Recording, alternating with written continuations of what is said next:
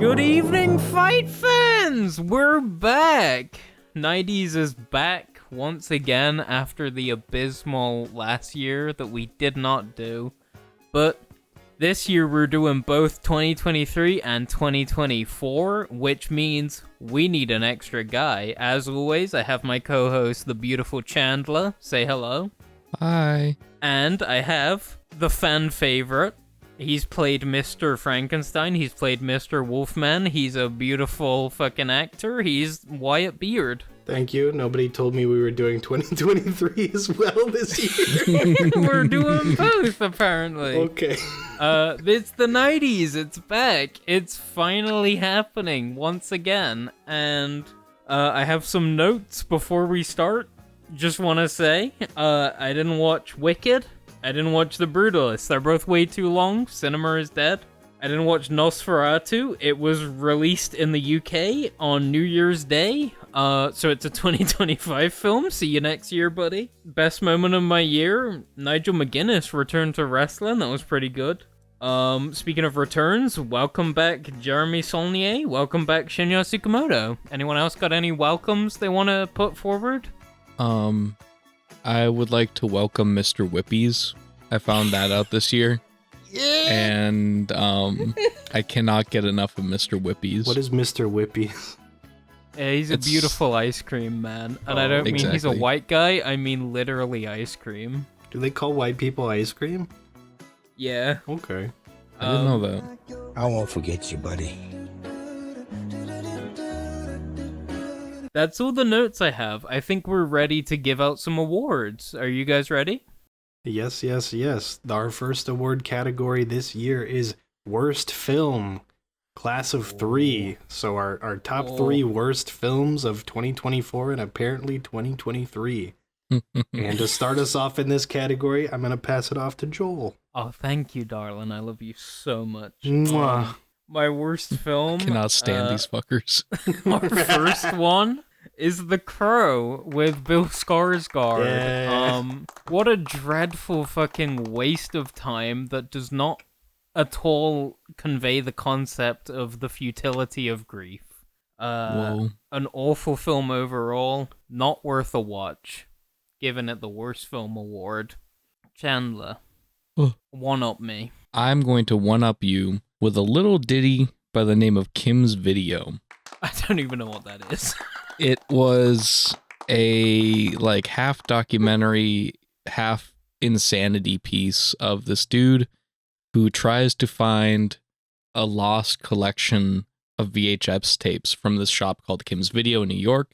Ends up going to Italy. It's the most insufferable piece of documentation I've ever seen, and I wish that all the videos actually burned down in a pile than how they ended up these days. That's all I have to say about that. Wyatt? My worst film of 2024, because I don't have anything from 2023 on my list, is Red One, directed by Jake Kasdan. Oh my Fuck God. you. Oh my god. A Fuck you. $250 million piece of shit that I sat through for over 2 hours. About how Santa Claus has a fucking SEAL Team 6 ass elf named Dwayne Johnson. Yep. Who will go to the ends of the earth to rescue his old man Saint Nick from being kidnapped by Sabrina the Teenage Witch. Absolutely no fucking taste. What a good pull. I'm sorry your best film of the year was my worst, Chandler.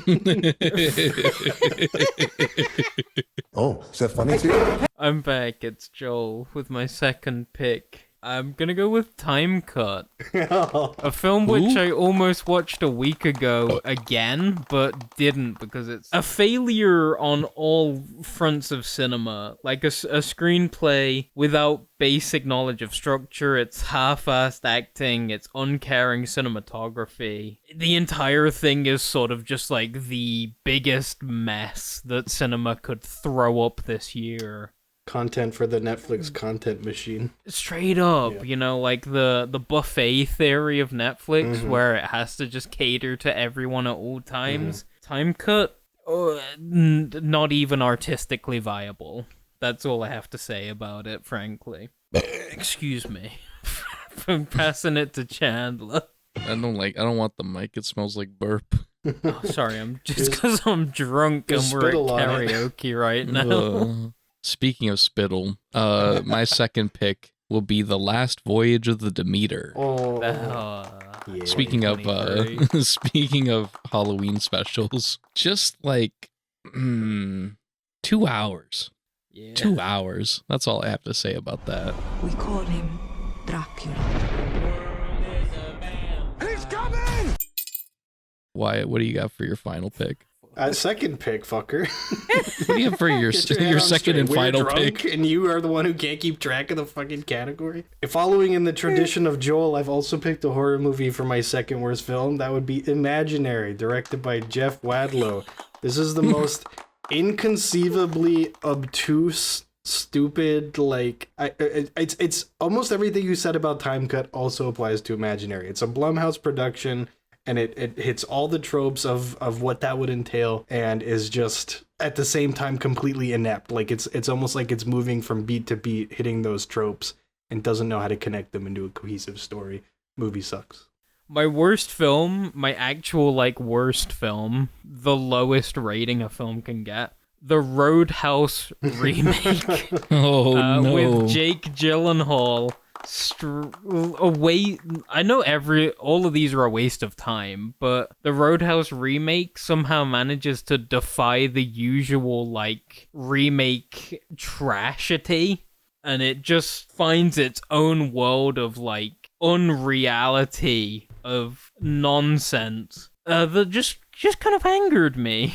Wait, did you build up to your worst, or did you start with your worst? No, I built up to it. Oh. It doesn't matter if you started with your worst, baby. There's no rules I'm here. going but first, second, third. That's my list. Roadhouse. Let's just say it seems as I'm the only one that built up to it. Roadhouse, worst film of the year objectively out of the 9 films presented here. I win.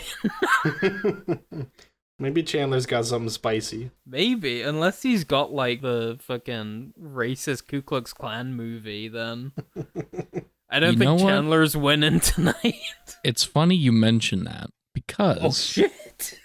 my final pick for what I think is the worst film of this year is Francis Ford Coppola's Megalopolis.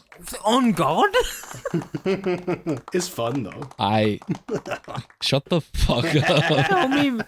Tell me more. I'm This guy thinks Red fascinated. One is Worst? better than Megalopolis. Don't listen to him. No, that is I a don't fact. think you watched Red One. I think he has class. I've seen Red One, of course I have. Yeah. Jesus. Oh my He was god, never defending it. mind. He doesn't have class. I only on Letterboxd, I only do round number stars, right? 1, 2, 3, 4, 5, no half stars. Yeah. I've decided to give Megalopolis half a star. It was the most dumbfounding experience I've ever had watching a new film. It's just deplorable, philosophically, everything it's trying to do, it fails at. It looks horrible. The acting is horrible. I hate it. I'm sorry. Oh, and people can see our opinions on the film in If the, you want in to the learn rush more. print we did. You can go watch that. Have we ever done a fucking go watch that, subscribe, ring the Nah, bell we should. bullshit? Nah, you Fuck can't. that. YouTube as a job is dumb as hell. Get a real job. Get a real job, like being an architect. If you want to hear more about Megalopolis, check out Rush Print or continue listening to this episode. Yeah. Hell yeah. Let's go. Anyway, my final first worst film of the year, and mine is the third worst because I'm backwards because nobody told me the fucking rules of this show. There are no Is- rules. Venom: The Last Dance, directed by Kelly Marcel. I won't forget you, buddy. Here's to Oh, the no. ones that we These are the got. ones that we got. Here's to the ones that- I'll never forget you, buddy. I won't forget you, buddy. This is the most forgettable piece of trash in the Venom trilogy. I won't forget you, buddy. Its only saving grace is that they put that goo on a horse and on a fish and a frog, I think, also. I don't know. And then they killed him with an acid machine. And Your words make no sense to me. and so the goo died, And then the man went to New York and he cheered to the one that he got. And he won't forget you, buddy. I won't forget you, buddy. The Statue of Liberty, because Venom is an immigrant. He's an immigrant and he died in an acid machine. Oh no. That's Trump's America. Now that we finished this category, I can take this shot I poured. Speaking of finishing the category, we are moving on to the next one with Chandler, who is... Yep. Let me pick up this monotonous gray, very plain looking... Our beautiful verbose boy. Yeah, that's me. I got this very plain looking envelope here, and it says the Most Average Film Award. A film that decided to just be okay. You walk out, you say, that's a film. Wyatt, would you like to tell us your most average film? The most average film of 2024 is Rennie Harlin's The Strangers, Chapter 1. Oh shit, Ooh, dude. and that's just the first chapter. A film so average that they split it up into 3 parts, and the other 2 probably won't come out because nobody watched the first one. They were supposed to come out this year also, and if they had, I would have put all 3 in the category. Fuck the rules. It's just It's like The Exorcist. yeah, it's just like it's The Strangers again, but dull, and it particularly because it doesn't resolve because it's part 1 of a trilogy. What the fuck is wrong with you? My most average film award will go to a film I actually kind of respect. It's Ricky Stenicki, baby. Fuck Don't do yes. that to me, Joel. Don't do that to me. It's pretty average, but I mean that as a compliment. John Cena, he's kind of on the level of Dave Bautista for me, but whereas Dave Bautista is like a serious drama actor, John Cena has managed to take comedy as his own genre and has rolled with it so well. John Cena, keep an eye on him. Happy retirement, buddy. Keep acting though. I would love to keep seeing you in relatively funny but overall unimportant films, because those are the best films. They keep me entertained. I'm passing the phone to Chandler, who probably has a more average film than me, because Ricky Stenicki was a last-minute pick. I mean, yeah, this one was pretty average, I have to say. It even has a solid 2.9 on Letterboxd. A film called Inside. This one made a bit of a splash when it came out. It stars Willem Dafoe. He's stealing art from this penthouse, and the penthouse security system goes off, and he just gets locked inside of this penthouse for like a few weeks and tries to survive. It was a watch. I watched it. Went into the theater and I stepped out, and I was thoroughly entertained, and that's all I could really ask for. I am shocked that you had not only the professionalism, but the maturity to not mention the shitting. Well, you already did. So he shits in a fucking bathtub. Okay, are you happy? I would love to bring up maybe our favorite subject. The Viggo Mortensen Memorial. He's not dead. Memorial Best Cock Award and Lifetime Achievement. You know, we appreciate cocks here. We're all gay. Yep. Mm-hmm. We're all a little bit gay, at least. Bisexual. Thank you. Shout out. Some might say. The pink, purple, and blue. I'm gonna pass it to Chandler before I ramble on anymore. I'm gonna pass it to my beautiful, my lovely friend Chandler, who is very smart and excellent. And loves cock. Thank you. Yeah. That's why I'm so smart. Exactly. My choice for the Viggo Mortensen Memorial Best Cock Award, parentheses, and Lifetime Achievement, goes to the film, the cast of cocks, in Sebastian Silva's Rotting in the Sun. It's a beautiful film about gay people, and people are just absolutely hanging brain on these beaches. They're having gay sex in other people's apartments. It's just like an absolute smorgasbord of dong. Mhm. And I mean, just some of the best cock performances I think I've seen since, Pleasure from last year's An award. absolute charcuterie board of penises on spread. Hey, you're too smart. You're too real. I think you should be in the UN, frankly. Joel's trying to see my cock tonight. Yeah, show What me the- your cock right now. What's your cock Viggo Mortensen Memorial Cock Award going to? I must award my Viggo Mortensen Memorial Best Cock Award and Lifetime Achievement to Mark Eidelstein from Anora, where he does a backflip penis maneuver where he kind of rolls backwards on a bed, and so he does like a, you know how like Sonic the Hedgehog turns into a ball and he's got his spines out everywhere. He does like that, but with his penis. Don't say that ever again, please. It's on record. Are you ready for mine? Present your cock, Joel. Present my cock. My cock. The best cock award goes to the ball popping scene from Maxine, which did come out last year. You may have forgotten Maxine because it wasn't that good. No. But there is the beautiful scene where a man in an alleyway gets his cock and balls straight up decimated by a high heel. We love a good ball popping scene because we love body horror, and what is the most horrific thing if not losing your genitals? I have also a surprise, you two. You did not expect this. Show your surprise adequately. Oh my god. Check this. Honorary best pussy, because we're... Whoa! Okay. We are open opportunity, and we fucking despise the MPA for their Catholic sexist ways. Let's go. Best pussy, the birth scene in the first Omen. Fuck me solid. up for a week. Good stuff. Whoa. So, pussy havers, be it women or men or non-binary, we respect you. We love your pussies. I wish you didn't say that. I want to be inclusive. Inclusivity is Sure. important in the time of division because we're heading into 2025, brother. I'm glad we got to be serious for a moment.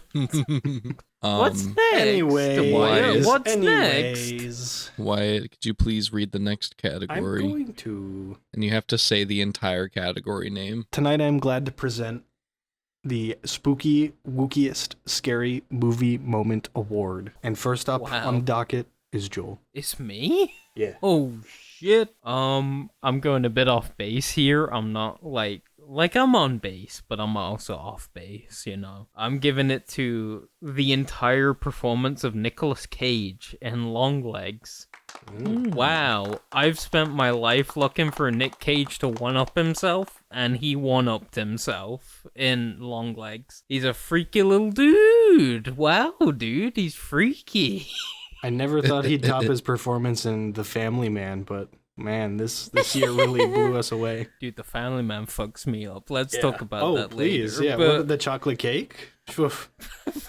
But Longlegs, he's a terrifying little being, and honestly, I hope he got what he wanted out of that role because he truly deserves it. He is a horror icon in my eyes at this point. I'm passing the phone to Chandler. This is really awkward, guys. I don't have one. I forgot to write one down. Oh, I'll fucking kill you. God. I'll show you a spooky moment with a fucking... Do one now. What did you Chandler. watch? What did you watch last year? Do one now. So just like going off of this list here, I'm gonna give it to the Garfield movie. Come on. Good. Where he eats a bag of pop chips because it's just horrifying the saturation of capitalism and product placement that has thrown its sharp talons into our children's media. You've obviously never been in an Olive Garden that's run out of breadsticks. You're right, though. Just straight off the cuff, Chris Pratt as Garfield in the Garfield movie. I don't want to do this, but can I change my answer to the fact that Chandler watched the Garfield movie is my scariest moment of the year? Why would you like to tell us your scary, wary, spooky-wookiest moment of 2024? I took a similar path to my dear friend Joel, and I would award the spookiest scary movie moment award to any shot an alien Romulus featuring The Offspring. Beautiful. And what's very special about this character called The Offspring in the credits is that guy just kind of looked like that. He's just kind of a long, gangly motherfucker. They gave him some glasses, some colored lenses, rather, and a funny little tail. But for the rest, he's just kind of like in the nude, you know? He's just hanging out. And he's very unsettling to look at. And he, like, breastfeed murders his mother, like, Gross. Rest in peace, Roger Corman. We miss you. You would have loved watching the offspring breastfeed on from Dora the Explorer. He might have seen it just before he went. I hope so. Is that all of our scary... sorry, I'm that's the whole fucking show. wasted, That's the whole dude. show, yeah. That's all of them, yep. We're moving on then, Chandler, aren't we? We are now into the meat and potatoes You want me to take of another this shot, Joel? award series. Take another shot to it. All right. Meet me halfway, please. And so I'm looking like an unprofessional. Cheers to the freak. ones I'm that we so got. sorry. I won't forget you, buddy.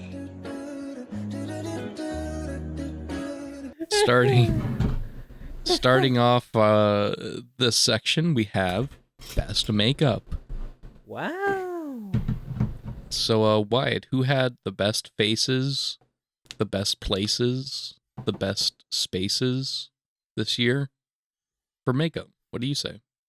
Well, so are we wording this to like a character or like a film at large? Whatever you wanted. Dude. Okay. all Whatever right. the best makeup. was Dog, so- just make it up. I I don't was know. so goddamn professional about this. I specifically like found every person on the crew that like is responsible for the category that I'm awarding. I'm gonna give it. What's so respectable about it? I'm gonna give it to Christian Tinsley and Tinsley Studio for their work on Terrifier 3. Wow. Yeah. Art the Clown looks good. Fucking Vicky, the demon woman, also terrific looking. And then all of the gore effects throughout that picture are freak nasty. They cut a dude in half, a butthole first. Wow. Yeah, they got him. Yeah, they did. I almost gave Best Cock Award to the prosthetic penis that is chainsawed in half for Terrifier 3. Because it's that good. But it's probably fair. not a real penis, so disqualified. Probably. That's such a respectable choice. Honestly, I think fake penises fly because I'm pretty sure that guy didn't have his balls popped from Maxine. It was in my list before I saw Nora, and I said I'll give it to the backflip Sonic the Hedgehog penis.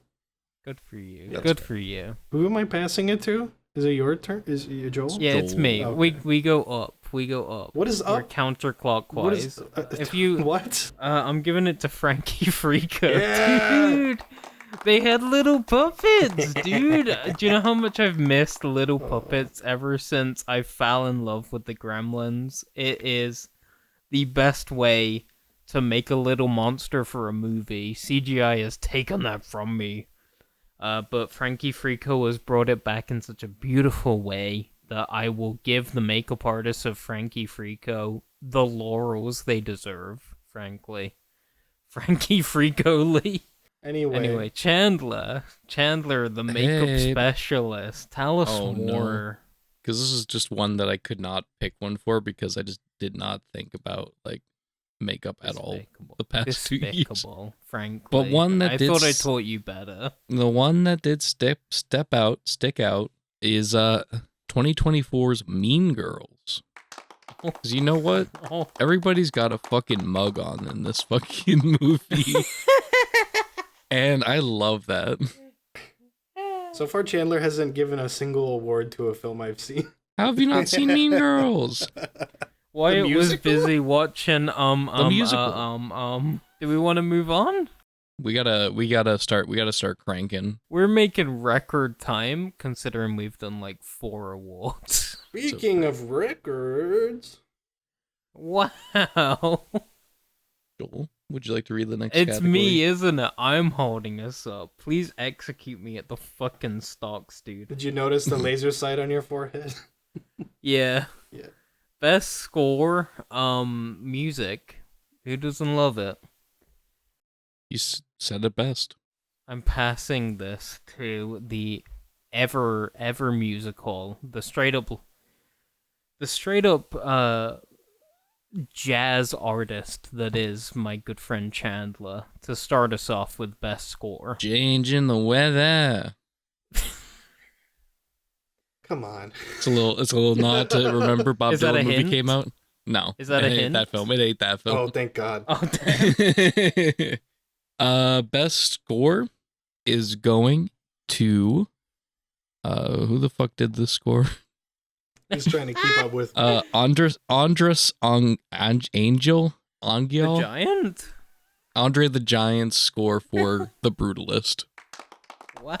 I have mixed opinions about the film itself, but the music is all really fucking good. And I think there is a composition in the album, the OST, that's called Hand Job or something like that. So it just gets extra points. Wyatt, do you have a best score to Indeed, give I to us? do. I would like to award my best score award to Trent Reznor and Atticus Ross's score for Challengers. Yep. It's about time Yep. someone recognized Yeah. Trent Reznor and Atticus Ross. Nobody has Yeah. ever said anything about this OST. Yeah, it's okay. No, that's the great choice, though. Yeah. What an award! It's okay. It's okay. It's all right. I don't know. It's one of the Best finest score. award-winning scores I've ever heard, you know? Best So okay. score. It's okay.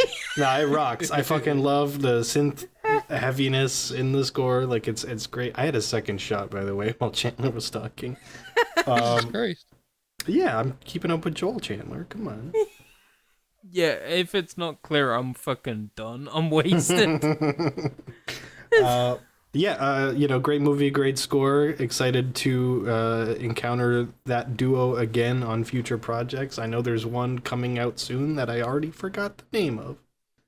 Hell yeah, that's the sign of a good film. I'll talk about my best score because my best score I'm actually like passionate about, and I would tell the world to listen to this.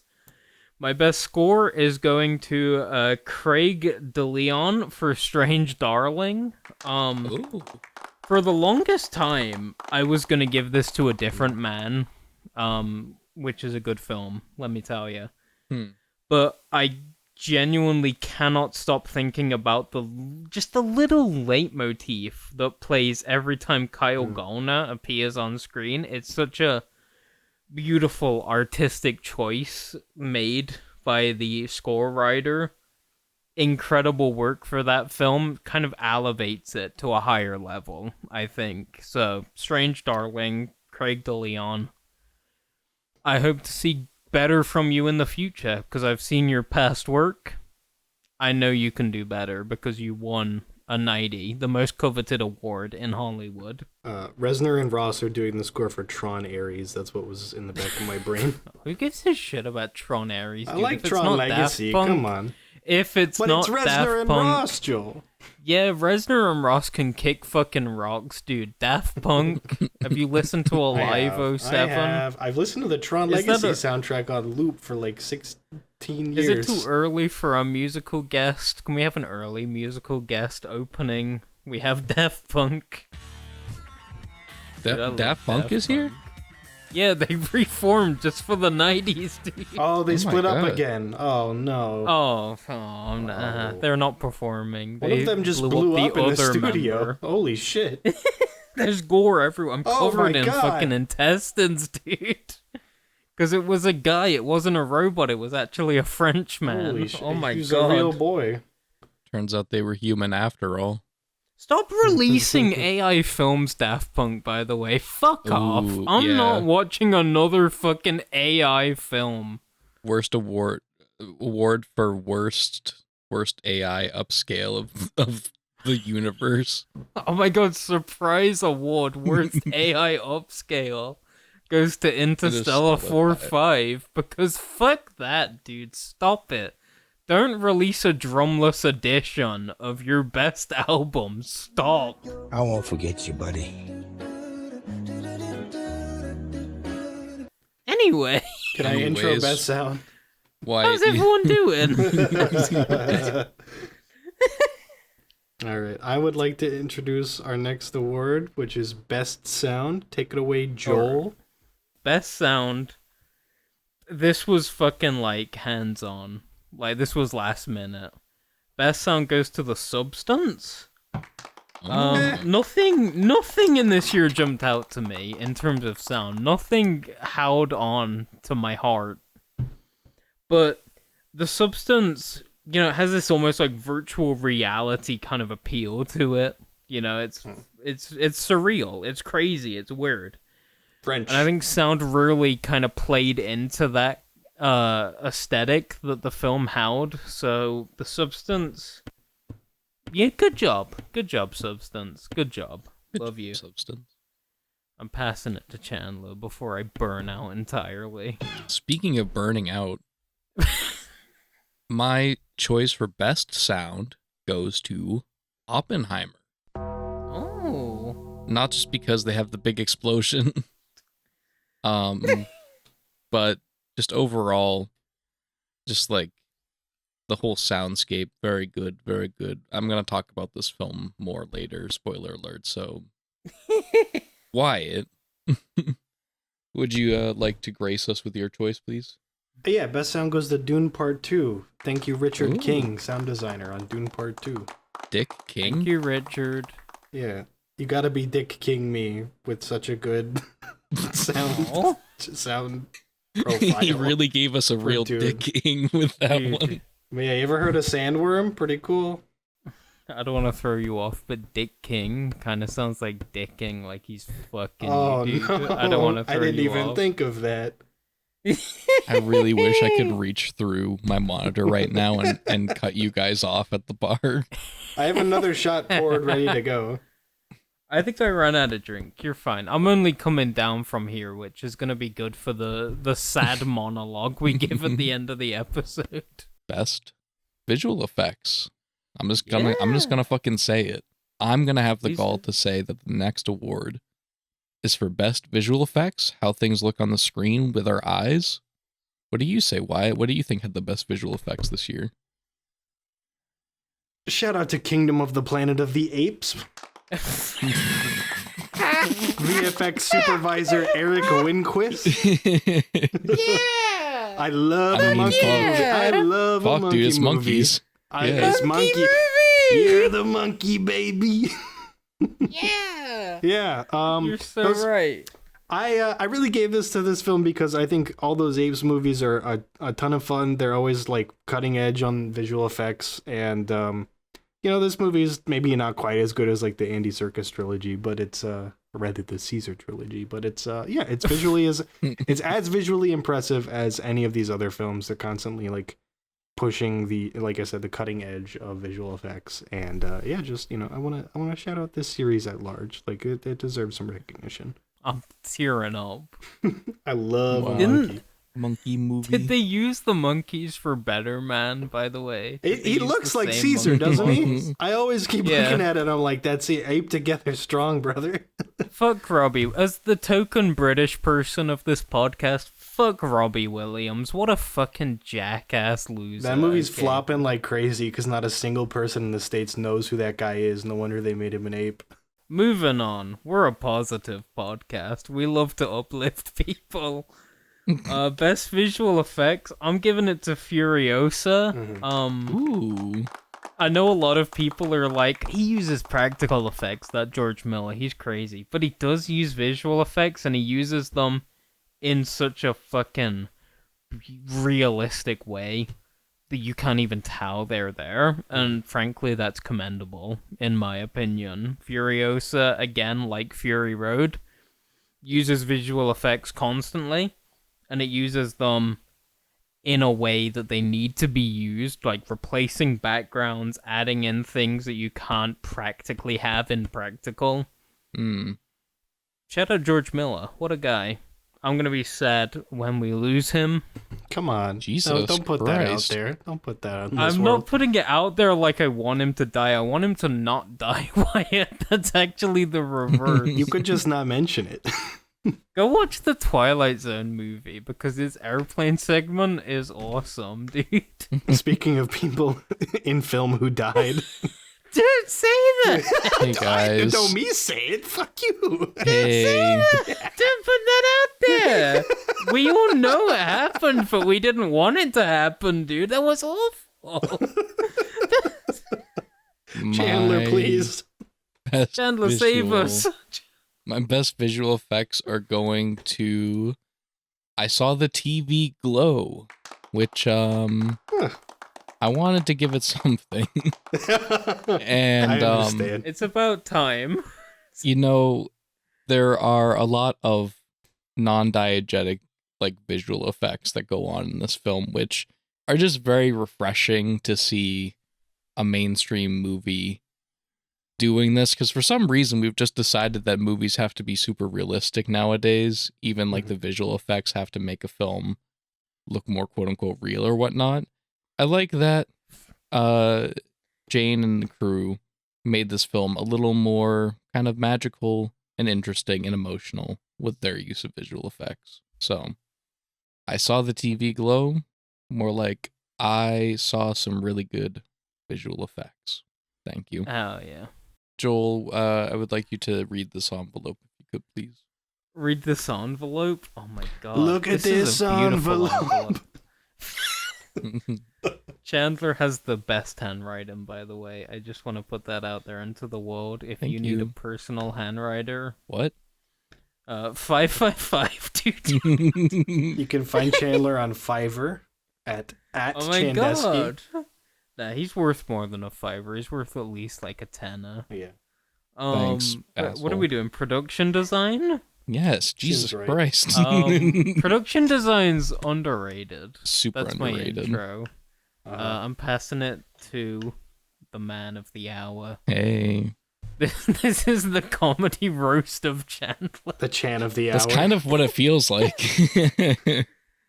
You decided not to get drunk, and that's your prerogative, brother. But I didn't- you're introducing production. I'm driving design, y'all so home. Go ahead. Big fucking mistake, buddy. That's all I'll say. My choice for the best production design has to go to The Taste of Things. What? Jesus Christ, it's like you guys don't watch movies.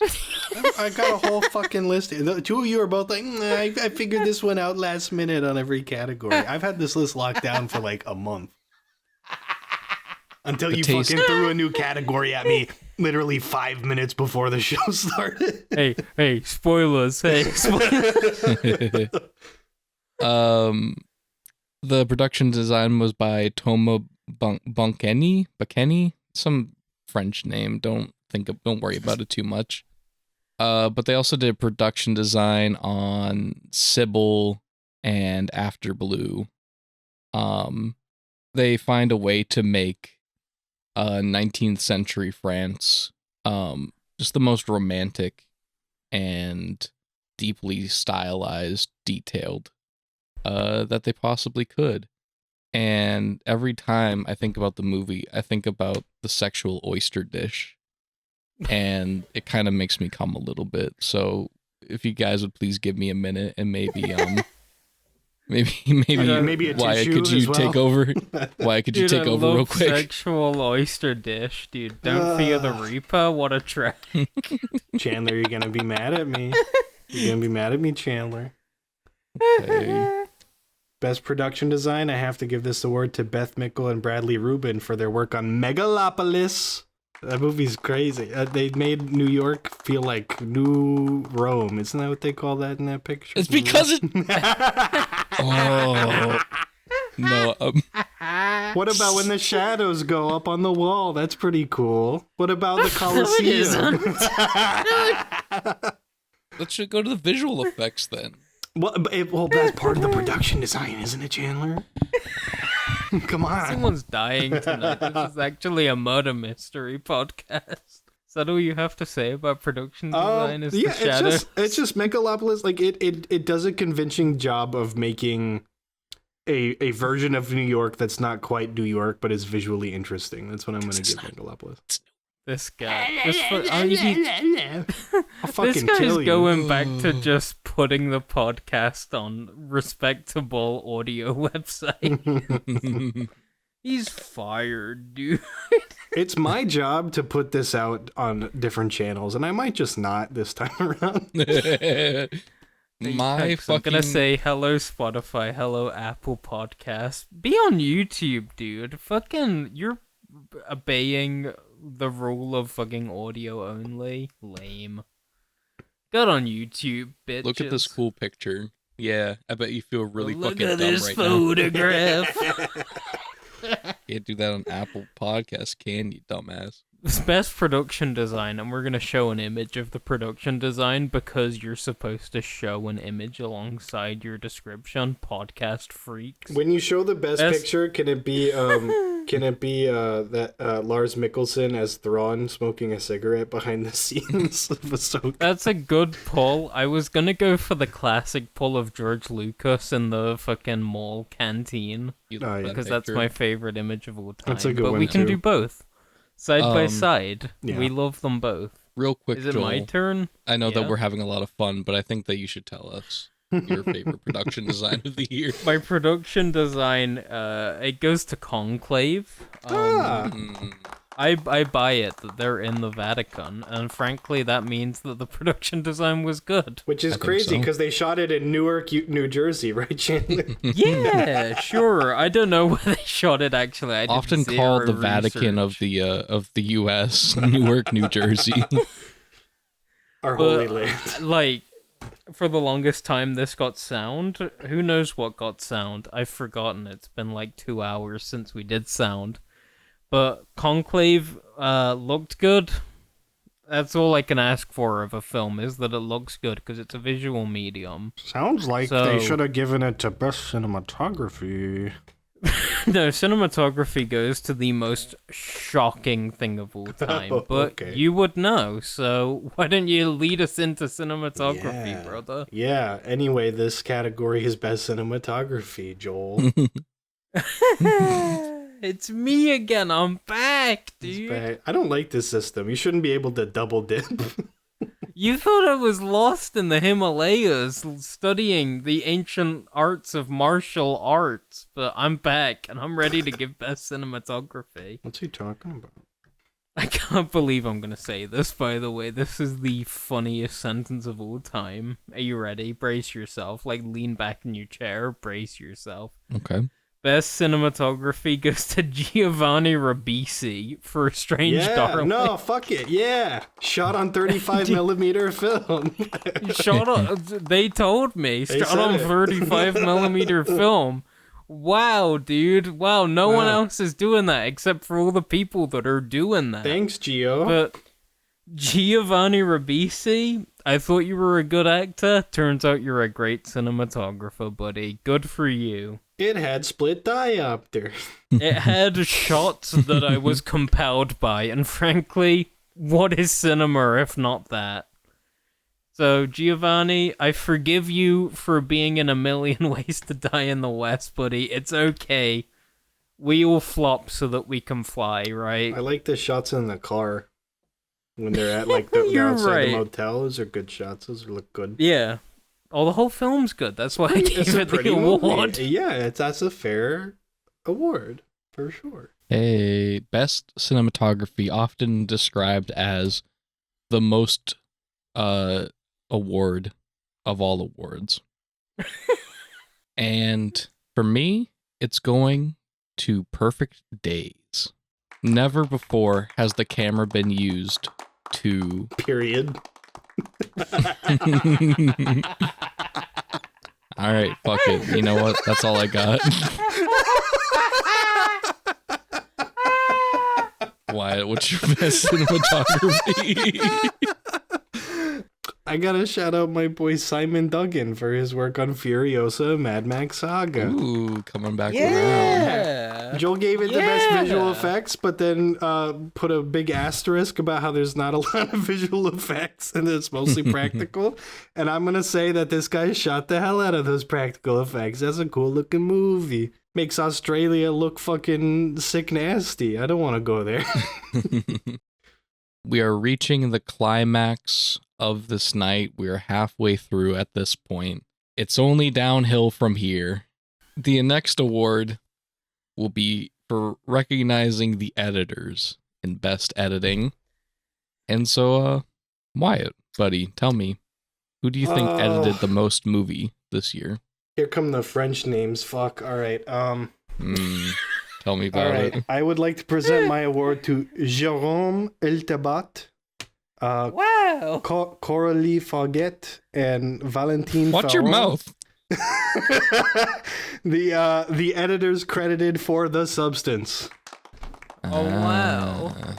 Yeah, I think that movie is cool. It's striking in its editing. It's very in your face, very aggressive in its editorial choices.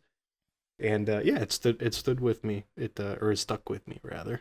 Best editing goes to Greg Jardin, not French, Oh. for It's What's Inside, a film that actually did really well on Netflix, but not many people I know have seen. Real sort of aggressive, like, split screen editing, like fucking quick cuts, crazy cuts, knowing when to cut them, which is important. It's What's Inside, genuinely a fun watch, especially if you were a fan of, like, acting, as in you've done acting in your life. Do some acting. It's fun. Amen. Greg Jardin, hit me up. Speaking of cuts, Ooh. I'm cut off because I fucking gagged on that shot. That's good. That's the level you should be at. I feel warm now. Chandler, save us. You know who's gonna be saving us is Yorgos Mavropsaridis. Probably said that wrong. Oh. He is the editor for the film Poor Things. Do you mean Yorgos I was gonna. Lanthimos? He was the guy other one. who Wait, two Yorgoses provided worked the on that film? two Yorgoses. Wow. Yeah. Not only do I have to give big ups to Yorgos 2 for creating a very snappy and funny editing scene when it came to Poor Things, but for also being the editor for Yorgos 1's other films. To see him go from something like The Favorite, which is a very serious, dark, cold movie, to Poor Things, which is a bit more sprightly, obviously more comedic and things like that. You know, you may have expect Yorgos 1 to go with a different editor here, but to see the range that Yorgos 2 has, it's commendable. So Poor Things, Yorgos 2. I won't forget you, buddy. Joel, Yeah? I want you to tell me who had the best original idea in 2023/2024. That's a really good question. Best original idea? Is Chandler here, by the way? Chandler's here. Good. Is he? Yeah. Okay. Good. Best original idea goes to A Different Man with Ooh. Sebastian Stan. That's a good movie. Like, A Different Man, really funny. Hilarious, even. And I think everyone involved was in on the joke, which is what I respect. You know, I watch Scary Movie, you know, gay people aren't in on the joke, and that's what makes it homophobic. Mm-hmm. A Different Man, everyone's in on the joke, and that's what makes it so funny. And I've never seen that kind of film before, so, good job, A Different Man, for being really fucking funny, dude. Straight up hilarious. Speaking of hilarious, I'm passing the phone to Chandler. Oh, I'm so silly. The best original idea is going to M. Night Shyamalan's Knock at the Cabin. Not even Trap? I didn't watch that. Hee hee. People didn't like this film, and I think that those Nah. people don't recognize game. M. Night Shyamalan has so much game that to the normal human brain, it's perceived as negative vibes. But in reality, it's sort of like pie. It's infinite. It's beautiful. The mathematics of this film are genius. And if you don't like it, if you don't think it's a great idea, and you don't think that Dave Bautista is such a cutie patootie, then leave me the fuck alone. Chandler, Why? I hate What do you to, think? I hate to tear your brain apart with a bullet to your head, but Knock at the Cabin is based on a novel. And it's a good fucking idea. Okay. I just feel like that's disqualifying from best original idea, personally. It's not Okay. best original screenplay or nothing. Jesus. You'd be shocked. All right. Anyway, my turn. Your turn, baby. Yeah. Best original idea, Jane Schoenberg's I Saw the TV Glow. Yep. Yes. Yeah. 100%. This guy's woke. What an inventive metaphor for the trans experience, while also being an effective character drama / horror film. Really great soundtrack. That was up for consideration on best music. Did we do best music? Hey, was that a hey? You gave your award for best score. Don't go back. There's no going back, brother. There's only forward, Phoebe and we will Bridgers is ride in this this wave film. together. Doing an original song. Oh yeah. Yeah. I've never cared. Okay, moving on. What's the next category? Next category is dude? best writing, Joel. Wow. Collect yourself. Love writing. I fucking love writing. Control yourself. I don't even know what it's a reference to. You're just making noise. It's from The Substance. You idiot. Oh, sorry. I forgot about that film. Oh my Damn. God. I gave it a pity award, dude. Best writing. Best Tell writing. me more. I want you to tell me more, in fact. I'll tell you more. Okay, are you ready for this? Brace Mhm. your fucking self. Brace your fucking body, dude. Best writing, Gabriel Sherman for The Apprentice. Now, Whoa. I know you're all not very woke. I know you all have your conservative tendencies. But the writing for The Apprentice, despite the acting, the writing is so fucking mature, dude, and it's so like... I was thinking of Alan Moore when I watched it. The way Alan Moore writes, I'm so laughing. This dude's laughing at me. Alan Moore, good job with the writing, dude. Gabriel Sherman, good job with the writing, frankly. I'm passing it to Chandler. And I am passing this award right back to the team at Oppenheimer. Christopher Nolan writes an absolutely captivating script that holds the 3-hour runtime and is just really impressive. I was amazed at how beautiful and eloquent the dialogue was. And I hope that he gets I hope that a beautiful man or woman, whatever he prefers, goes up to him someday and gives him a really nice smooch on the cheek for me for the writing in this film. This guy will credit anything but the book a movie is based on. Bro, the book this movie is based off is a man's life. What the fuck are you talking about? Yeah, so they didn't even have to write it. Dude. They're just like, oh, let me read their Wikipedia page, and then that's it. Oh, right. The Wikipedia page that has in-depth conversations between Oppenheimer and Einstein. Dude, I know you liked Oppenheimer, but you're more like Tenet right now, the way you're going back in time to 2023. I have to give best writing to Yorgos Lanthimos and Efthimis Philippou for Kinds of Kindness. Anyway,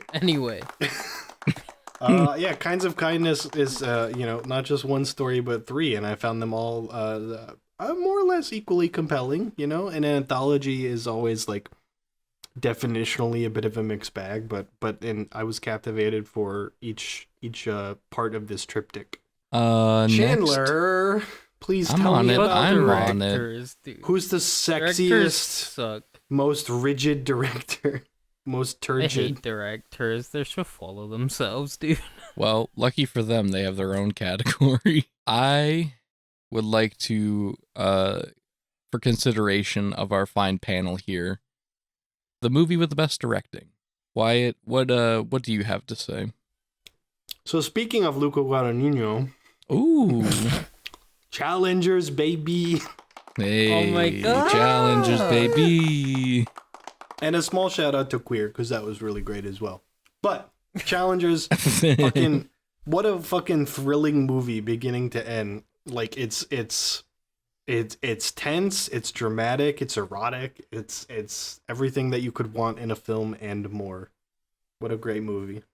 Alright, Wyatt's wrong. I love Luca, but Wyatt's wrong. You're preemptively wrong, Chandler. Oh.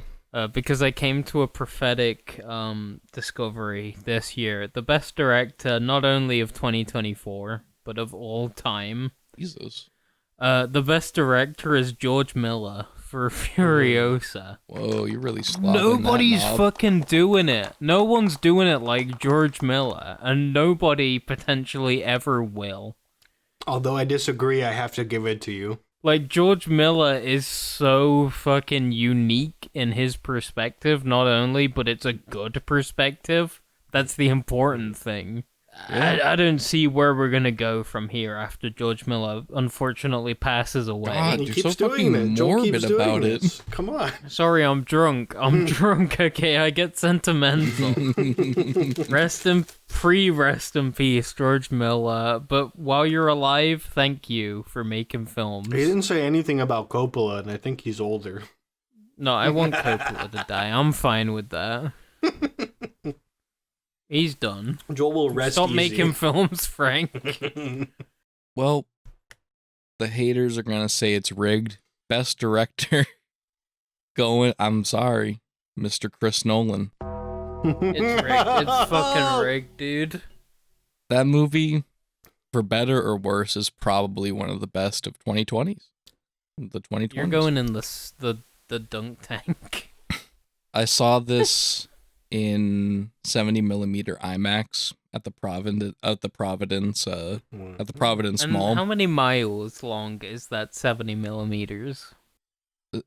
Not Don't go what? silent. It's 3 miles. You know this fact. Look, Mr. Nolan, sir. Is he a sir? He's a sir, right? No, Not yet. not yet. No. Mr. Nolan.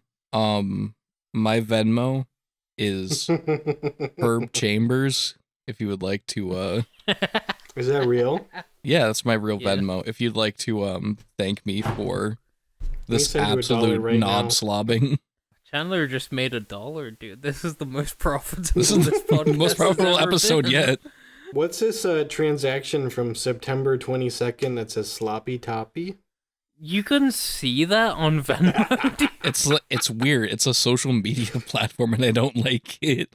Joel, would you please like to read this next envelope, please? Yeah. Speaking of education, we're going back to class. A class of 5. My favorite subject, actually. Best actors. You know, you like actors, don't you, Chandler? I could go without them, but they are necessary. I would like to give this. I mean, just fucking shoot me now. To Cillian Murphy for Oppenheimer.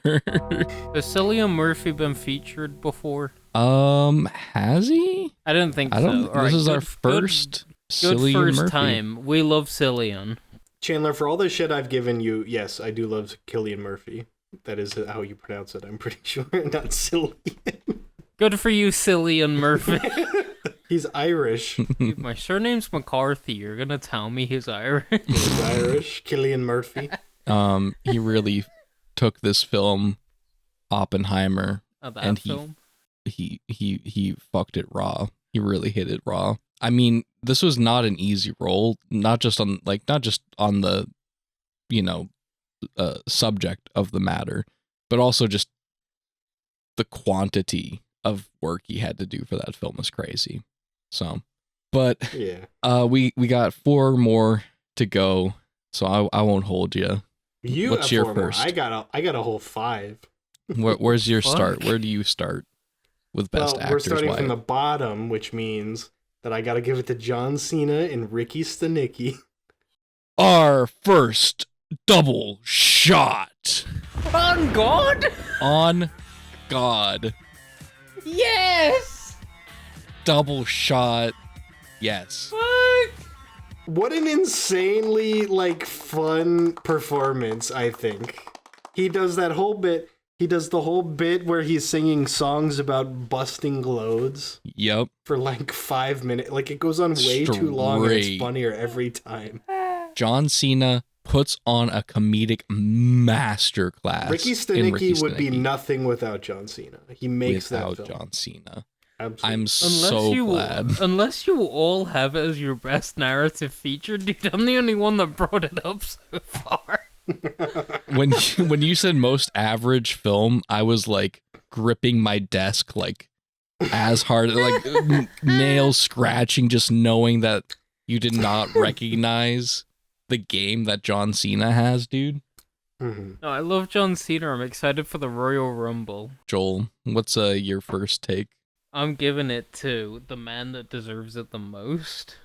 My 5th out of 5. The winner of one of the best actors of 2022. No He's way. been here before. No way. He's actually been here before. 2-time Yeah, award I think winning? this is the first time someone has won an award 2 episodes ever. That's crazy.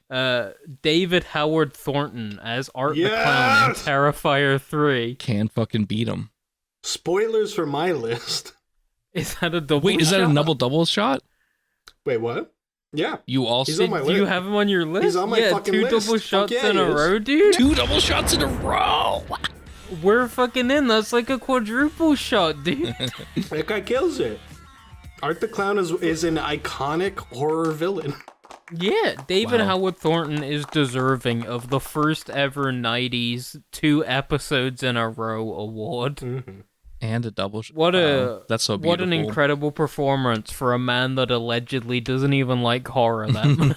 Is that right? Okay. By the way, David, if you happen to be one of our 8 listeners, don't do Steamboat Willie. Don't bother, dude. That dude's fucking scamming you. Don't do a public domain horror film. Should we watch the mean one? That's not in the public No. domain. It's not in the public No. domain, though. It's legal still parody. Chandler, Hey, baby. give us your 4th. I'm not really doing it like you guys, so I'm just gonna fucking do my next one. Fuck. Go ahead. Next one I have on my list here is Koji Yakusho in Perfect Days. Oh yeah, dude. So, I mean, he just fucking cleans those toilets, dude. He just fucking... Never in my life have I seen somebody embody joy quite like he does. And I just want to go up to him. I want to give him a little hug. I want to smooch his cheek. I want to say, Koji, this one's on me. And I buy him one of those, like, canned coffees that he gets from the machine. Those are good. They are. I think it's Boss Yeah, Coffee. good time. We're gonna show you a film from 2024, dude. You're gonna lose your I'm gonna... mind. What year is it? Joel, do you have a second? No, the other one, Wyatt. Oh, the other drunkard, Wyatt. Do you have another the one? other fucking comic book I'm nerd, sober. Wyatt. I'm sober as a fucking priest. There's no way this dude's An sober Irish as a fucking priest. priest. Number 4 of 5. Best actor, Zendaya in Challengers. Can't get enough of it. He can't get enough of it. Okay, Oppenheimer. unstoppable. Okay, Oppenheimer. Zendaya is like the most like Machiavellian protagonist in a film I've seen in many ages. Like, You didn't see fucking my awesome. reaction, but you can imagine my reaction to that statement. yeah, she's crazy. I think She's crazy in that that's a film. fair- that's a fair shake. An incredible performance that she sells like top to bottom. I love it. No, she's good. I did love Challengers, despite the fact I gave it 0 awards. Yeah, fuck you, Joel. It's a good film. Luca great film. Guadagnino, It's a keep great it up, film. buddy. Oh, It's a good God, film. we're Calm getting down. into the testy part of the night. My number 4. Shout out to women. We're keeping it women. keep it I'm women. giving my number 4 to Demi Moore for The Substance. Great. Wow, you Fucking like howdy. the substance, For sure. don't you? What a fucking performance. Like, Word. portraying that kind of vulnerability in a character, portraying that, like the Hollywood ideal of, like, outdated women, but portraying that. I'm drunk. Sorry, Demi. I owe you more than this. I cannot provide it, but Demi, welcome back. Welcome to horror. You deserve it. Hit me up. Don't hit me up, actually. I'm not worth it. You know what, Joel? Joel, I'm gonna veto your award because Demi Moore did. That's not a thing. I won't forget you, buddy. Next on my list, you know what? This is the pass. This is the free pass section. John Cena. David Howard Thornton. It's me, Joel. I'm back. Hey, how's this for best original idea? I've got an actor that hasn't been said yet. My third best actor of 2024, James Morrissini, who previously won Most Average Film for 2022 for I Love My Dad. What a glow Oh, I love up. that film. That film's so much fun. Since 2022, James Morosini, you have become my favorite awkward comedy actor. Go watch It's What's Inside. It was pretty good. Actually, it was really good. Chandler, do you wanna hit us with a new one? Next original Best Actor is going to Jeffrey Wright for his performance in American Fiction. Yes! Jesus I love Christ. I love Jeffrey Wright, dude. I mean, me too. He's awesome. He is awesome. Fuck it. Joel said it better than I could. I didn't watch Never a bad American performance. Fiction, so I couldn't put him in, but I'm glad you did, because Jeffrey Wright, top 10 actors of all time. And he kills in American Fiction. He goes to Dunks. Now, is this your last one, Joel? No, it's my No, turn, it's first of all. Wyatt's, and it's Wyatt's Wyatt's last one. third or second. I'm just trying really hard I'm on to... number 2 of 5. That makes no sense to me. Well, it's We're going my fourth one. backwards. It's my fourth one. Okay, is that right? All right. I would like to give this award, the fourth of 5, to Nell Tiger Free for The First Omen. I think she gives a terrific performance, top to bottom. I think she is the complete core of that film. It all is reliant on that performance that she gives, and she gives a great one. I'd like to give my second best actor of the Weird Award. Sorry, I'm fucked. I'd like to give my second best actor of the year award to Sebastian Stan. No fucking way. for The Apprentice and for A Different Man. Sebastian Stan, you have overcome the Marvel curse, and you have become one of my favorite actors of the modern age. Keep it up, buddy. I'm proud of you. Also, hit me up on Twitter. I'm not on Twitter anymore, but hit me up anyway. I am genuinely drunk at this point. Sorry. Welcome, dude. Thank you. Oh, it's nice over here. Hello, Joel. It is. Drunk's good, because you shift forward in your seat and you might die. Join the dark side, Chandler. We have cookies. Oh my god, what a reference, dude. Joel, would you like to, I didn't even need to get an image up for that joke. I can just Google search join the dark side, we have cookies. And there's like 1,000. It's perfect. Thank you, Facebook. Thank you, Zuckerberg, dude. I would like You to... made the worst social media. Kill yourself in the fucking UFC ring, dude. I'd just like to remind us all that we are hitting the 2-hour mark, and the light at the end of the tunnel is almost there. Go ahead. What's your first or second best actor? I'm so lost. You should be It's on your final. It's pick? your... No, Second. It's you. No, it's you. I just said You just said Sebastian Stan, so Sebastian it's you, Chandler. Chandler's on the second, then this me is my first. This is Okay, my I got it. last. I'm locked in. This is my final best actor. The best actor goes to Josh O'Connor in La Chimera, who was also in Challengers, so there's that. But he was in La Chimera as the main protagonist. He really just does this beautiful, beautiful humanistic performance as this kind of ragtag thief, but also with a heart, to put it in like gushy terms to try to condense it into a awards ceremony format. So just to say how good this film is, I watched this film on an airplane flight, and I thought it was fucking lit. So if you ever want to watch this film, La Chimera, hit up Delta, get a flight, just to fly back, but just to get that. Sponsored. We're not promise we're not sponsored, sponsored. but just get like a Other major airlines are available. yes, probably get like a 3-hour flight, watch La Chimera, and that's how you need to watch it. Is that good? Wyatt, who is your bestest actor ever? The best actor of 2024 because I wasn't told 2023 was involved in the consideration. It's not, but Chandler's a rogue operative. That's got to go to Josh Hartnett in Trap, baby. Wow. Ooh. What an incredible performance. He's like on the fucking edge of selling it. It's fucking it's a crazy performance. Like he's an incredible actor who knows exactly the right level to dial in at. Shout out to Josh Hartnett. I will watch anything you do for the future of your career after seeing Trap. I love you. Great work. Was he in the Faculty? Was he? I thought he was. I've seen The Faculty. Might have just been all the other young actors. He is. He's the guy who makes like the cocaine that they snort. The best actor of 2024, the best number one best actor of 2024 is Mark Duplass in The Creep Tape. Mark Duplass. Yes, dude. I didn't even think about that, Joel. As the Creep, as Peach Fuzz, as whatever he's credited as, Mark Duplass, frankly, I hope forever, for all time, you get to play this wonderful character you have created, because you are legitimately perfect at playing this character of Peach Fuzz.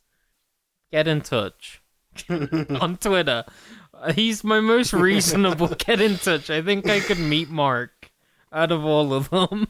Get in touch on Twitter, dude. I don't use it anymore. Get in touch on Tumblr. Blue Sky. You know, we're soft men. Hit me up on Blue Sky, Mark. Don't go on Blue Sky, Mark. Dude, it's Jack again. It's Twitter too. Email me. Why don't we email anymore? Joel, I would really like you to tell me who is the best ensemble of 2023/2024. Best ensemble! Dude, this was a surprise. I didn't know this was gonna happen. New award this year. The CEO, Chandler, threw it upon us last minute. So it was a real late pick. But I have my choice. Are you ready for my choice? Yeah. Prepare yourself. I guess. Yeah. Best ensemble cast goes to Conclave. There you go. Ralph Fiennes. I refuse to use your correct pronunciation. Transphobic, Ralph. but go ahead.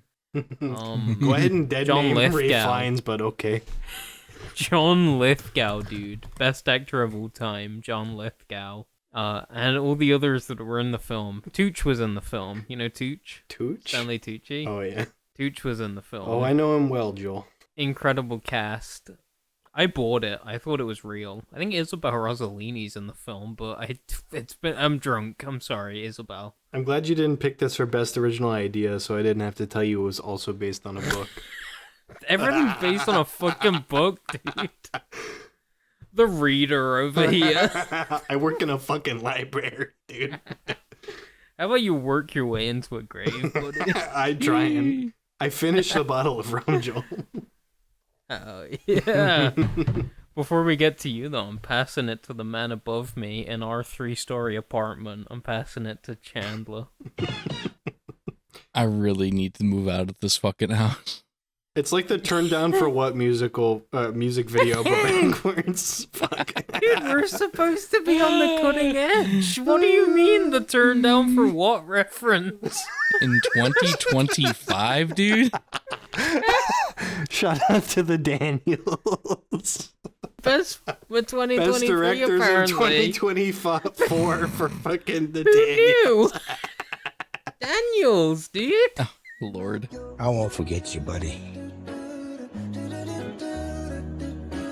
Best ensemble. The best ensemble, I would like to give it to the beautiful, amazing cast of Bottoms.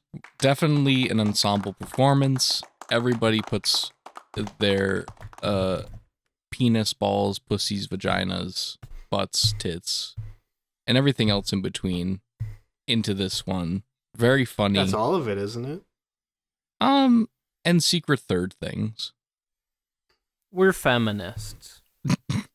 Oh. Yeah. Don't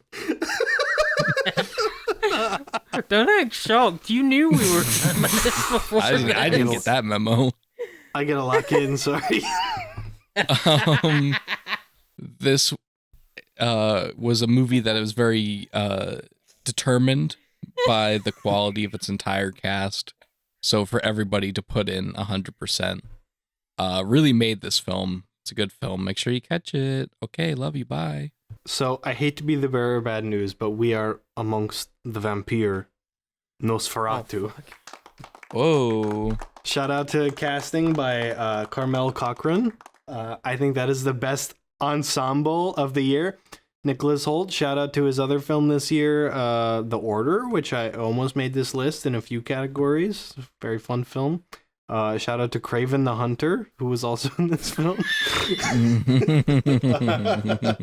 shout out to Lily Rose Depp, who was in Yoga Hosers. We won't hold that against her. But yeah, Someone else was in Yoga Hosers. And and the number one, the king of this film, Bill Skarsgård, as Count Orlok himself. I think there's not a single bad performance in this film. I want to shout out as well. I remember her. I don't remember her name. Sorry. Emma Corrin. That's her name. Yes, she is also a standout performance in this cast for Nosferatu. And I'd like to shout out Mr. Dracula, who hasn't been seen since Halloween 2023, but rest in peace. I love him dearly. I think he took a beach day, not realizing that the sun would kill him, and now he's lost to us. There he goes. The red and white parasol comedically blew away, and unfortunately, that means he did burn up in the sun. Yeah. But we love Mr. Dracula, legally distinct from Nosferatu. Don't come to us. Illegally distinct. All right, folks, I'd like us all to really settle in. We are into the big ones, the huge ones. Oh, shit. But before we get to the best of the best of the best, we'd like to step back and mention a few other films which we think deserve an honorable mention. So, starting our class of 3, Wyatt, would you like to please tell us your first honorable mention? Of course. I would like to shout out director Tilman Singer's Cuckoo. Oh. I think this is a special little horror movie. I think it has great thrills. I think it has a fantastic cast. I think it's well plotted. And I would also like to shout out Dan Stevens for his prominent role in this film. And I think overall for the year of 2024, I want to shout out his roles in Abigail and Godzilla X Kong: The New Empire. I think Dan Stevens has had a terrific year. You cannot get enough of Dan Stevens. You're fucking obsessed, dude. Shut the fuck up. Hey, Dan, hit me up on Twitter. Email me, Dan.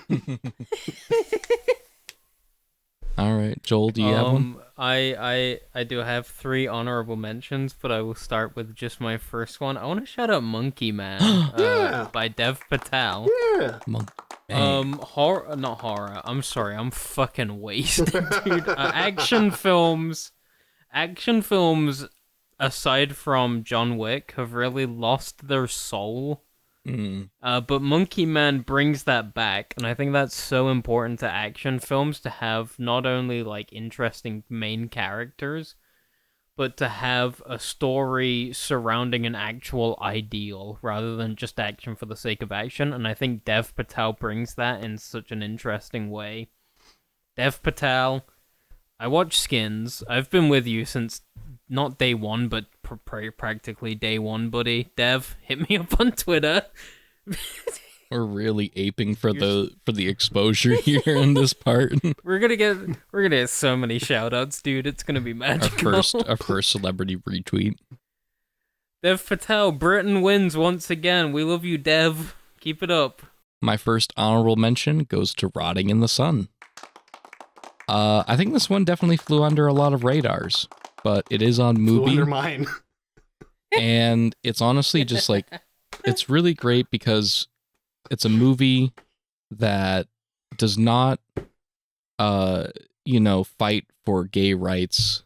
It fights for gay wrongs. And I think that that's very necessary in the queer landscape of this year of our Lord 2025. So if you got a chance, maybe get a little free movies subscription and check out Rotting in the Sun. It's got the best cocks. This guy's so classy. It's unbelievable. You could put him in front of the king. He'd do a good performance. I'd probably shit on his desk, but okay. Oh my god. Why? Can we circle back to Kill a CEO? He is kind of the CEO of England, isn't he? I think that's literally the job description. And he should be killed. But anyway. Would you please like to continue on and give us your second honorable mention? Sorry, I want to point out that I am reading from top to bottom, so that previous mention of Cuckoo was my number 1 honorable mention. My number 2 honorable mention is Parker Finn's Smile 2. I think it's a significant improvement over the prior film in the series. Shout out in particular to Kyle Gallner once again in the extended prologue for the film, which I think is a incredibly composed, like, pseudo one shot.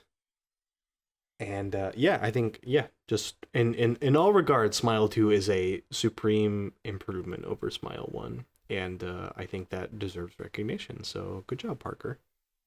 Maybe I'll watch it. Please do. Maybe. Just maybe. I'll kill you. Oh my god, like Smile, dude. Like the smile thing disease. from Smile, dude. Imagine Smile, but again, but better. Imagine Smile, but 2. Speaking of 2, two. actually, my second honorable mention, Juror number 2. Whoa. I meant to get to Rest that in one. peace, Clint Eastwood, despite the fact you're alive. Rest in peace. He died a long time ago, I think. If this is your last film as you claim it to be, good way to go off, dude. Like, respect for that. Juror number 2 is an incredible little mystery crime drama. I love Nicholas Hoult. Shout out Britain. Shout out Skins. He's had a great year, Nicholas Hoult. The Order, Juror number 2, and fucking what's another one? He's in another one this year. I know he is. Nah, he's in no more films. He was Beast in X-Men. Shout out Skins is my takeaway from my honorable mentions. What a film. I really enjoyed it, actually. I really loved Juror number 2. I saw it in the cinema. That's how much I enjoyed it. Did he kill that guy? Will he kill again? Did he kill again? Speaking of Halloween, Chandler. Speaking of the Halloween King. Speaking of notorious murderers. I mean, I was gonna go over the Halloween thing first. And I guess Notorious Murderers. Might be a bit of an interesting poll. A Haunting in Venice. Whoa! Oh! I'm giving this shit, a whole ass honorable mention because Holy I want shit. to let everybody in the universe know that I do not fight for the rights of man, woman, or children or other. I do not care about the state of the world. I do not care about the state of the universe. We could burn to the fucking ground. The only thing that I need us to guarantee for time memoriam until that beautiful Irish bastard leaves this earth is that Kevin Branagh gets to make more Poirot movies. I love these. I fucking love every other year Kenneth Branagh putting on his silly little Dutch accent and making his silly little movies. Lighten up. And, like, I know that Death of the Nile was a bit of a misfire. Murder on the Orient Express, so good. So good. What a beautiful bastard that Kenneth guy is. And Wyatt, what's your favoriteest, best honorable feature that you loved so much but not enough to actually give anything more substantial? My honorable mention number 3 is Orion in the Dark, directed by Sean Charmetz. This is a Netflix original film. It's written by who's that guy who did Charlie Kaufman? Is that the guy? Charlie Kaufman? Yeah. It's written by Charlie Kaufman.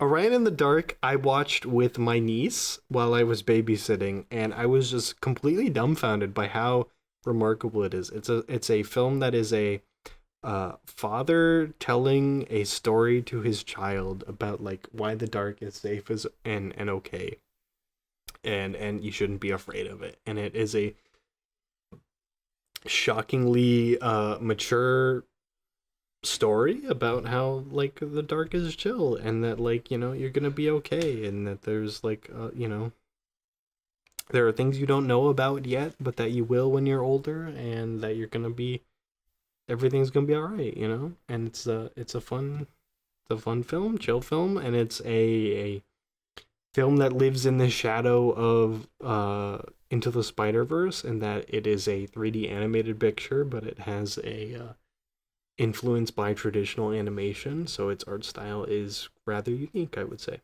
No, my last honorable mention is nowhere near as sweet as that. My last honorable mention is Strange Darling. Yeah. Come on. Uh, you gave it like 2 other awards and you still give it an honorable mention? Give it a real This is how category, much Joel. I want to emphasize, dude. This is how much I like any other year. This would have been film of the year. This would have been the best film. Whoa. Like it's such a refreshing like actual film. It uses every aspect of its medium to its fullest extent in a way that I have not seen since like 1998. Unfortunately, as I said at the beginning, 2 of my favorite directors of all time have returned, like Palpatine. But, you know... But did you know that Strange Darling was shot in 35mm film? I did, yeah, I saw it. It was actually shot in 35mm, dude. Did you know? Did you know that The Strange Darling was shot in 35mm? I really love that movie, but that fucking announcement That's at the the lamest start thing of all is so time. Yeah. masturbatory. And I think Giovanni Ribisi should be fucking like left in a field in the middle of nowhere. But yeah, it was otherwise like the best horror film of the decade. Yep. Like watch Wow. it. Don't read up on it. Watch it. Put it high on your list. Chandler's our last one, right? He's only given 2. Yes. I am Yeah. the last, but not the least. Reeling it back. You wouldn't believe it, but I'm giving it back to La Chimera. I believe it. Again, despite being seen on a little back of the headrest movie little screen, I was emotional on that plane ride. I was like, oh god. That's exactly how I watched Stuber like 5 years ago. I was watching Stuber crying because of how it like is a treatise on like male masculinity on a flight. And much Shout like out Dave Bautista. Shout We out love Dave. wrestling. much like love La you, Dave. Chimera, it's a treatise on male masculinity. Oh my god, double feature. And but yeah, it's a really sweet film, beautiful period piece. Also definitely up there for like production design, original idea, directing, all around. It definitely deserves some other awards, but just to really put a little cherry on top for it, gotta shout out La Chimera. That's beautiful. Just like you. Thank you. And because you complimented me so well, you know what? I'm going to give you the next one too. Ooh, We're into the big 3. the biggest 3. Drum rolls going. The horns are playing. Do we have horns? We don't have We horns. can borrow it. The horns are not playing. We're on the best 3, and I can't think of anyone better to introduce best animated feature than Chandler. Yeah. I'm literally right here. Shut the fuck up. I'm gonna be real, no contest except for the fact that you fuckers have no 2023 films and I have all 2023 films. I wonder why that He is. doesn't even know what year it is. I wonder why that is, Chandler. Look, you were welcome. Whatever. The best film of 2023 of 2024, which also happens to be animated, is Hayao Miyazaki's newest masterpiece, The Boy and the Heron. Jesus Christ. I'm gonna fucking Yeah. throw I, you, Chandler. I don't think that there's much to say about this. I think that it's been well tread. It's just him doing what he does best. You know how I feel about his last film, which was The Wind Rises. So Don't say anymore. We're saving that for Ghibli 12. yeah, we'll get to that one. But The Boy and the Heron really was. I had to see it twice because it's just so fucking good. It's a beautiful film, and I don't think I really can say much else because what is there to say about perfection? Good, because I've heard enough. Well, what about you, Wyatt? What do you have to say? Let me tell you, the best, are we on animated feature? Gee, Yeah, we're on anime. Sorry, I didn't scroll I've been doing such a good job of scrolling my list with the current category. I forgot on this one.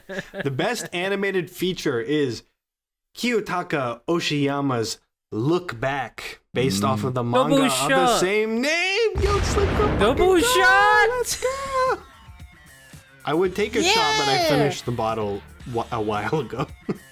Oh, damn. Okay. Look Back is a incredible reflection on the process of creating art and the connections that are made between artists, and just a phenomenal reflection on the creative process and how that binds people together and how that inevitably drives people apart at the same time. And it's a beautiful film. And it's fucking 50 minutes long, so there's literally no excuse not to watch it. Please watch it. Yeah. In any case, Joel, tell me what the best documentary you saw in 2023 or 2024 was. That's rough. I had like 3 lined up because I was struggling. Well, pick one, idiot. Yeah, I know. I did pick chill. Chill, dude. I know how awards show work. I've been watching them for a while. Good. I'm giving best documentary feature to Sperm World, dude. What a crazy fucking documentary about the black market of sperm donation and about the absolute wacky fucking dudes that do it. And those dudes compelled me. Like, they're so interesting. The reasons why, how it affects them, everything about it is presented in such a naturalistic way. Go watch Sperm World. I'm glad that not many people know about Sperm World, so I can actually, like, give you something to go and watch. It's called homework. Look it up, Junior. Speaking of Junior. What about you, Chandler, our own sperm donor? My personal sperm bank. Oh, Jesus Christ. Swear, hand on my chest, this is the only documentary feature I saw from the last 2 years. But it was very good, to be fair. I'm going to give it to Paul B. Preciado's Orlando, My Political Biography. This is a retelling of Virginia Woolf's Orlando, however, through the lens of trans experience, the transition specifically, and also different people's expressions of gender beyond that of the binary, not even the non-binary, but just beyond our usual understanding of what gender can be. And it's beautiful. It's very moving and compelling in how it makes you question your beliefs, and even if you are a rather trans person yourself, even then, even for me, as a non-binary genderqueer person, it was really like, wow, look at that. It's really beautiful. And everybody who participates in the film beautifully tells their story. So, I mean, couldn't ask for a better documentary. Okay, that's it. I love you so much. You're so beautiful. Look, okay, you're either listening or you're waiting for your turn to speak. This dude's waiting for his turn to speak right now. I genuinely don't know what Chandler picked. Put him in jail, because this dude does not listen to his friends. The best documentary I watched in 2024, because once again I was not told about the 2023 inclusion, is I Don't Know James Rolfe by Folding Ideas / Dan Olson. A YouTube video. A YouTube video. I'll give it to you because it's a good one. Essay? It's a great essay, and the only thing that I can say about it is the note I wrote down a month ago, which says, like a snake gazing into its own navel for so long that the navel gazes back. That's beautiful. Snakes don't have navels.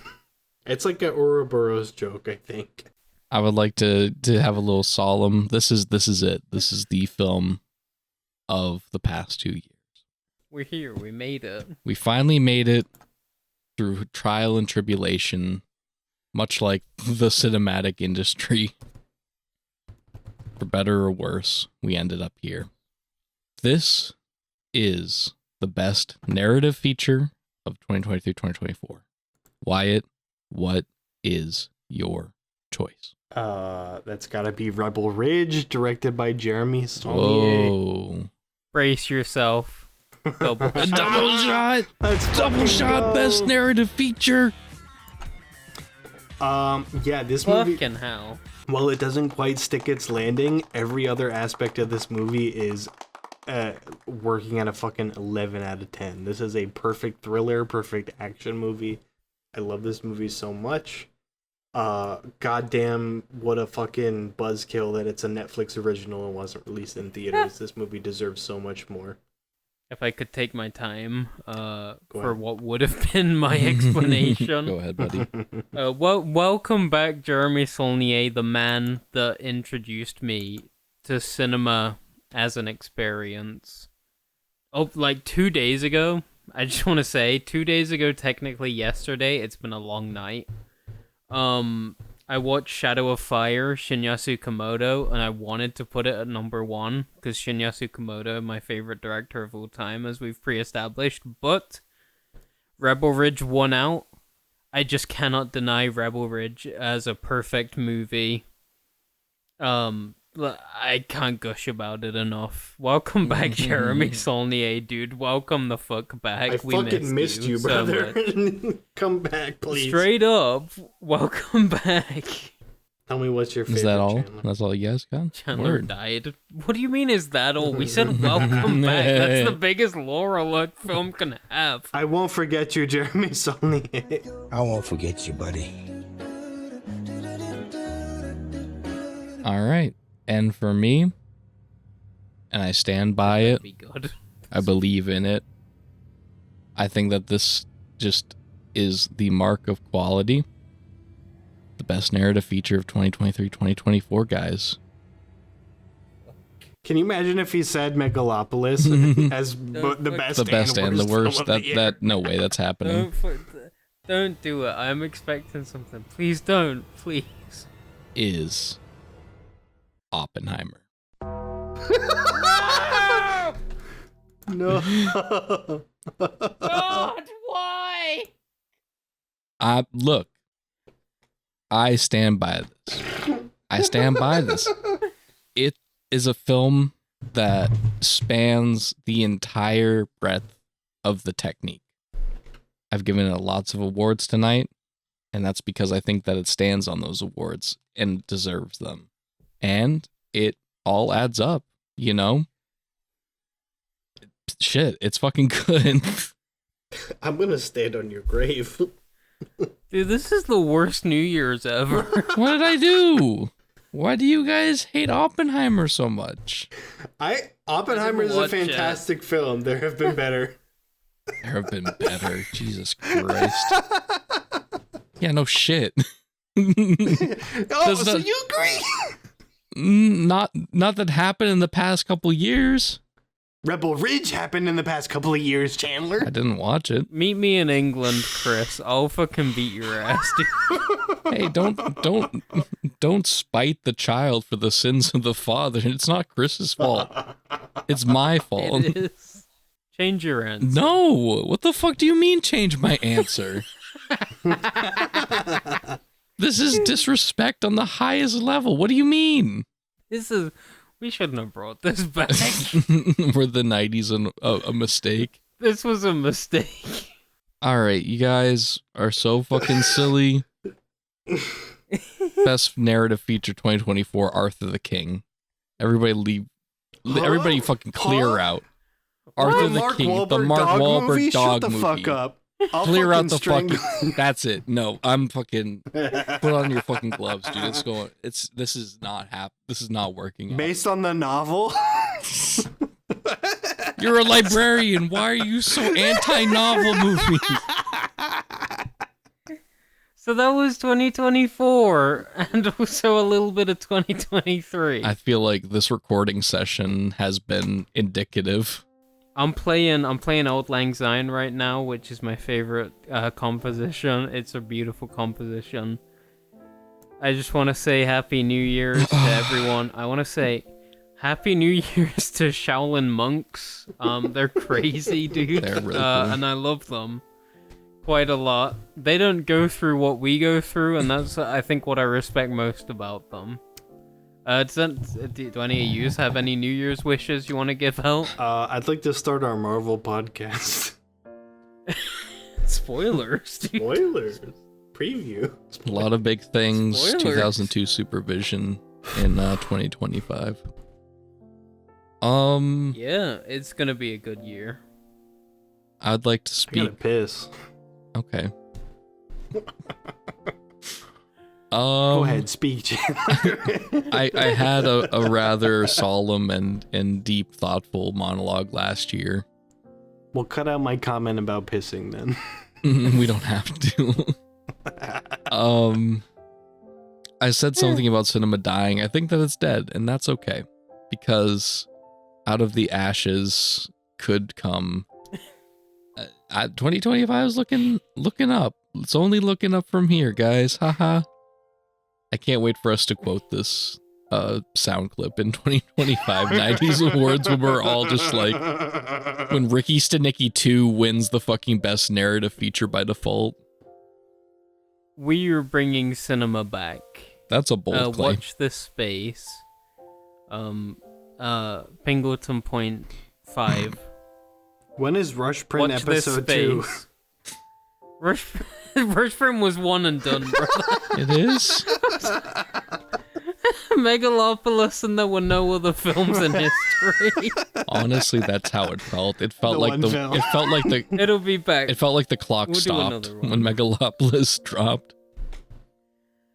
You were on fucking Meganinium, whatever it was called. Megalon. Megalon, Come on, dude. Megalon, Joel. Come Come on. on. Adamantium. You Dude. fucking dweeb. Wolverine. Just remember, there's nothing to fear if you have love.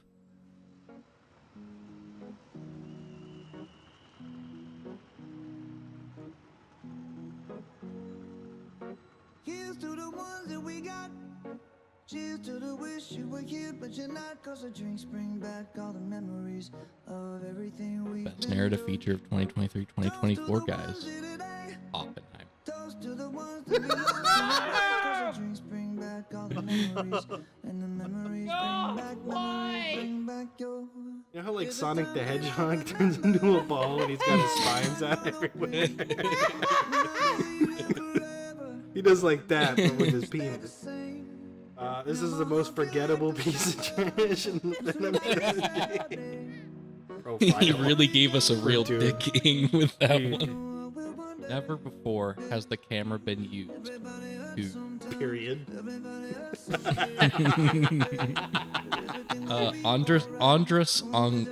Angel? The Giant? Andre the Giant. Meet me in England, Chris. I'll fucking beat your ass, dude. Best narrative feature 2024, Arthur the King. Everybody leave. Everybody fucking clear out. Cause the drinks bring back all the memories. And the memories bring back your. I won't forget you, buddy.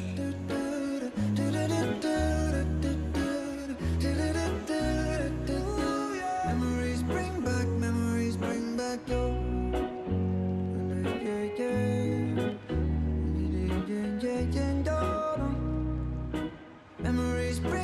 Memories bring back your.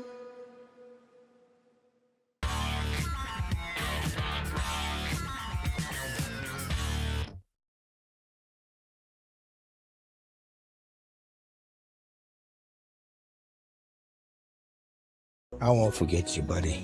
I won't forget you, buddy.